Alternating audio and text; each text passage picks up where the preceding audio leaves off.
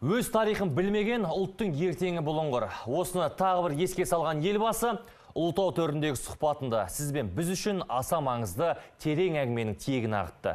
Қазіргідей жаһандану кезеңінде тәуелсіздікті сақтаудың ұштағанын ұсынды. Өткен тарихты зерделеу, тіл мен дінімізге берік болудың терең мәні барын айтты.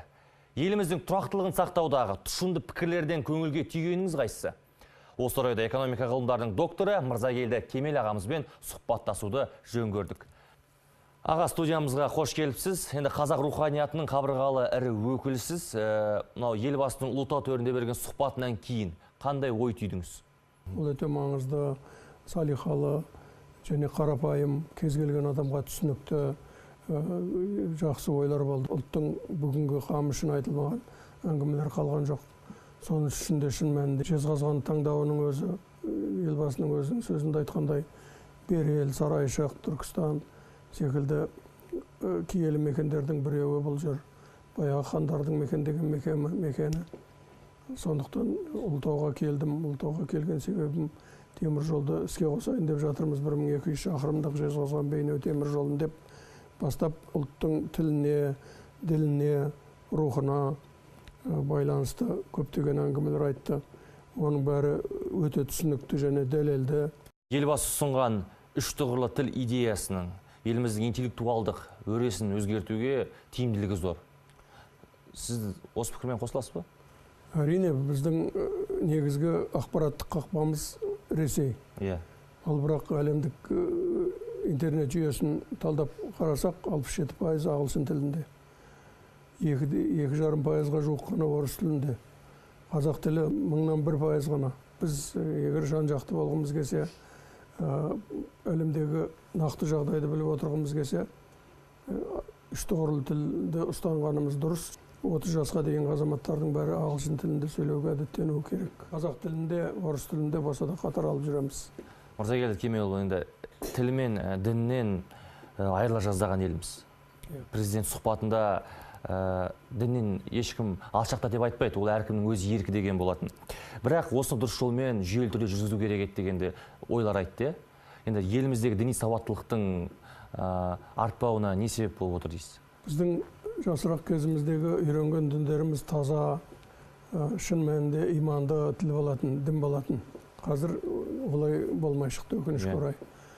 Түрлі сыртқы ықпалдардың әсері болды. Халифат құрамыз дедік. Ислам мемлекеті деп жатыр.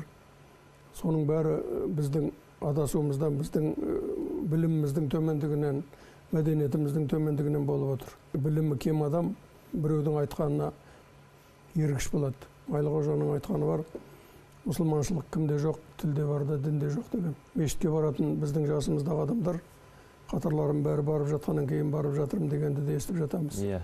Ол шын мәнінде иман іздеп, шын мәнінде біздің бала кезіміздегідей мешітке өз еркіменен барып, соны өзінің үйінде де, сөздің арасында да, тойда да, басқа жағдайда да ұстанып отыратын сол кездегі азаматтарды аңсаймыз. Соған қайтадан оралуымыз керекпіз. Еуразиялық экономикалық одаққа қатысты елбасы Ұлытау төріндегі сұхбатында да, оның алдында да сұхбаттарда да жиі айтып жүрді. Енді экономика ғылымдарының докторы ретінде сіздің алып қосарыңыз бар ма? Мына бүкіл дүниежүзілік сауда ұйымы дегенімізде экономикалық бірлестік.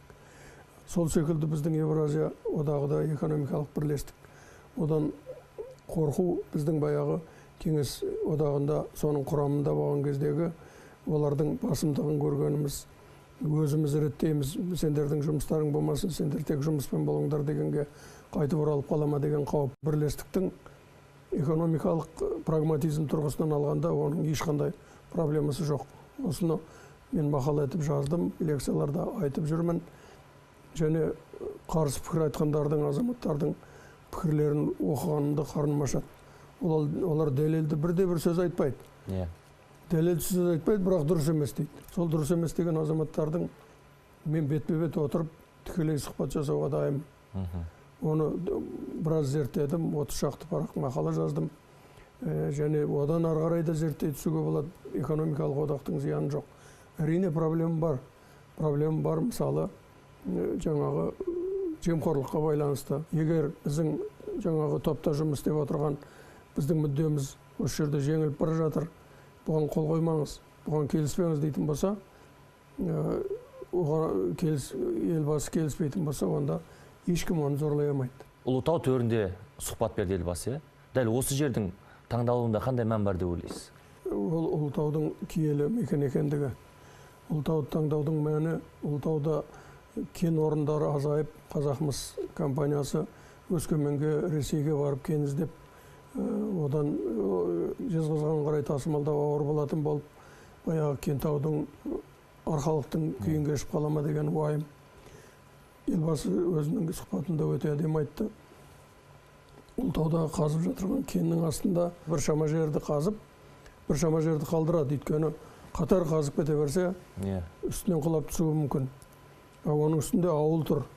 Сол кезде шамамыз келмеген, біз 200 миллион қаржы шығарып, сол үйлерді көшірмекшіміз. Ол 60 мың адам, сол отбасыларды басқа жерге көшіреміз.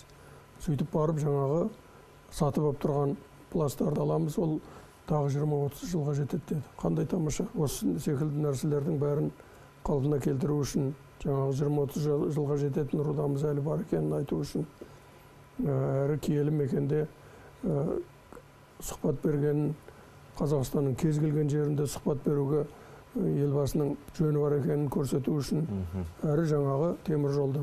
Теміржол деген қандай тамаша. Теміржол түскеннен кейін қазір жүк тасымалы болады. Одан кейін барып кісі тасымалы болады. Қазір мына Тараз бен Шымкентпен айналып баратын, Қызылордаға баратын 2000 шақырымның орнына бұл жерде 1000 шақырым болады. Бейнеуден бері қарай тасымал болады. Жақын арада өзеннен ары қарай Түркменстанға қарай теміржол тартып, елбасы соған барып ашайын деп жатыр. Бұның бәрі игілікті істер, еліміздің игілігіне жұмсалатын нәрселер. Мырзагелді Кемелұлы, уақыт тауып сұхбат бергеніңізге рахмет айтамыз.